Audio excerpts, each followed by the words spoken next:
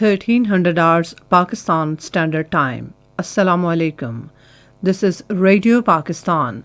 The news read by Asma Hafiz. First, the headlines.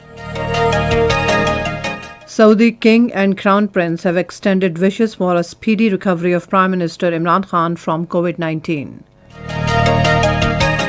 Minister for Federal Education says a uniform curriculum will be implemented across the country to improve quality of education. A two-day meeting of Permanent Indus Commission will be held in New Delhi from tomorrow to discuss a host of issues relating to water under the Indus Waters Treaty. In Indian illegally occupied Jammu and Kashmir, Indian troops in their fresh act of state terrorism martyred 4 Kashmiri youth in Shopian district today. And now the news in detail. Saudi King Salman bin Abdulaziz Al Saud and Crown Prince Mohammed bin Salman bin Abdulaziz have wished Prime Minister Imran Khan permanent health and wellness and a speedy recovery from COVID-19.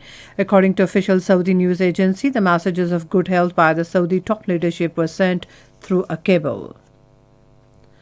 The government has decided to increase restrictions on activities contributing to sharp increase in COVID positivity. In a statement today, Minister for Planning and Development Asad Umar said the decision to this effect was taken at a meeting of National Command and Operations Centre in Islamabad today. The minister said the provinces and the Federal Capital Administration have been directed to launch crackdown on the violations of SOPs.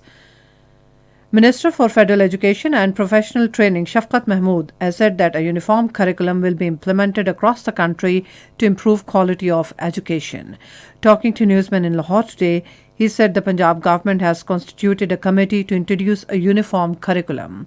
He said high-level meeting will be held at NCOC on Wednesday to take a decision regarding opening or further closure of educational institutions. He said it is a very difficult decision of the government to close educational institutions as there are around 20 million children still out of schools in the country. He said the government launched a teleschool TV channel to educate children at their homes in the wake of COVID-19.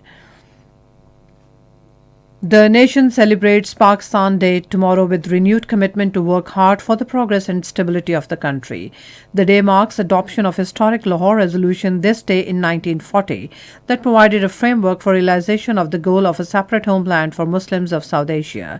The day will dawn with 31 gun salute in the federal capital and 21 gun salute in provincial capitals. It will be a public holiday. Special prayers will be offered in mosques after Fajr prayers for the progress, prosperity and solidarity of the country. It will be a public holiday. National flag will be hoisted on major government buildings. A two-day meeting of Permanent Indus Commission will be held in New Delhi from tomorrow to discuss a host of issues related to water under the Indus Waters Treaty. Pakistan's delegation will be led by Commissioner for Indus Waters Syed Muhammad Meher Ali Shah. Pakistan will take up with India its objections on the designs of Pakal Dal and Lower Kalnai hydroelectric plants.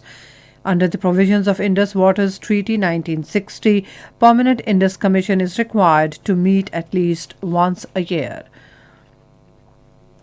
In Indian illegally occupied Jammu and Kashmir, Indian troops in their fresh acts of state terrorism martyred 4 Kashmiri youth in Shopian district today. The youth were martyred during violent cordon and search operations at Manihal area of the district. Minister for Kashmir Affairs and Gilgit-Baltistan Ali Amin Gandapur has said India must stop extrajudicial killings of youth in illegally occupied Jammu and Kashmir. In a statement today, he urged the international community to take notice of Indian state terrorism in the occupied territory. The minister said India cannot suppress the Kashmiri movement for right to self-determination through its oppressive tactics.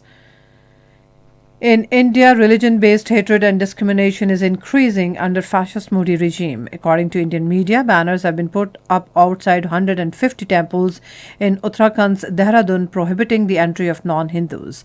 Convener of fringe outfit Hindu Yuva Vahini's Uttarakhand unit, Govind Vadha, says if non-Hindu enters these temples, they will be thrashed and handed over to police. Meanwhile, the state unit of Congress party says BJP government in Uttarakhand is behind these banners. And that is the end of this news bulletin. For more news and analysis, log on to our website radio.gov.pk and also watch live video streaming of our bulletins on the link facebook.com/Radio Pakistan News Official.